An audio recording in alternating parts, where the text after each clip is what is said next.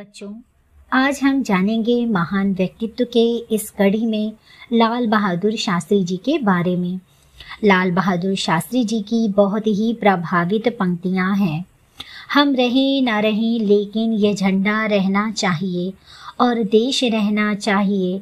मुझे विश्वास है कि यह झंडा रहेगा, हम और आप रहें ना रहें, लेकिन भारत का सिर ऊंचा रहेगा।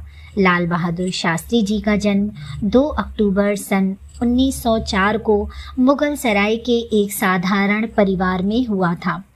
उनके पिता का नाम शारदा प्रसाद तथा माता का नाम रामदुलारी देवी था। अनेक सद्गुणों के कारण समाज में उनकी अच्छी प्रतिष्ठा थी। लाल बहादुर शास्त्री जब केवल 1.5 वर्ष के थे तो उनके पिता का देहांत हो गया, जिससे कि परिवार का सारा भार उन्हीं के ऊपर आ पड़ा। किंतु उन्होंने अपना धैर्य न छोड़ा। अपनी प्रारंभिक शिक्षा पूरी कर वाराणसी आ गए। पढ़ने लिखने में लाल बहादुर शास्त्री जी की विशेष रुचि थी। वे बहुत ही सीधे साधे, शांत और मृदुल स्वभाव के बालक थे।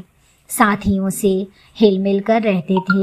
लाल बहादुर शास्त्री हरिश्चंद्र हाई स्कूल में पढ़ रहे थे।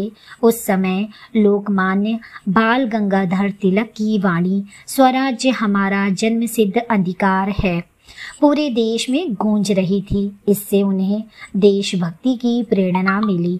गांधी जी से मिलने का पहला अवसर वाराणसी में मिला तो उनके भाषण से अत्यंत प्रभावित हुए।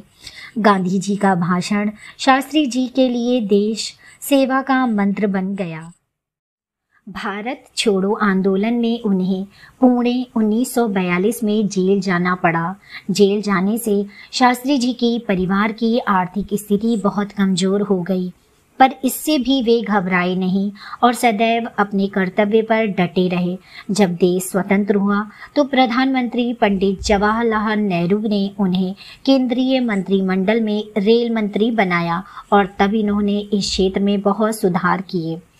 पंडित जवाहरलाल नेहरू जी के निधन के बाद सर्वसम्मति से लाल बहादुर शास्त्री जी भारत के प्रधानमंत्री बने। शास्त्री जी के सीधे साधे व्यक्तित्व में अद्भुत दृढ़ता भरी हुई थी। शास्त्री जी ने जय जवान जय किसान का नारा देकर देशवासियों के स्वाभिमान को जगाया। उन्होंने कहा, पीठ पर रस्सी बांधो, साग सब्जी अधिक खाओ, सप्ताह में एक बार शाम को उपवास रखो। हमें जीना है तो इज्जत से जिए, वरना भूखे मर जाएंगे।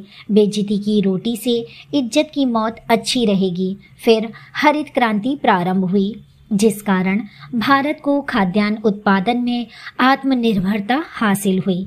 भारत पाक युद्ध में भारत विजयी हुआ और इस विजय ने भारत का मस्तक ऊंचा कर दिया। और इसके पश्चात रूस में भारत पाकिस्तान के बीच ताशकंद समझौता हुआ। किंतु उसी रात 10 जनवरी सन 1966 में हृदय गति रुक जाने से ताशकंद में ही उनका निधन हो गया। सारा संसार शोक में डूब गया। भारत ने अपने इस महान लोकप्रिय नेता को सदा सदा के लिए खो दिया। शांति के इस देवदूत के लिए कवि सोहन लाल त्रिवेदी ने सच लिखा है, शांति खोजने गया, शांति की गोद में सो गया, मरते मरते विश्व शांति के बीच हो गया। आज के लिए इतना ही।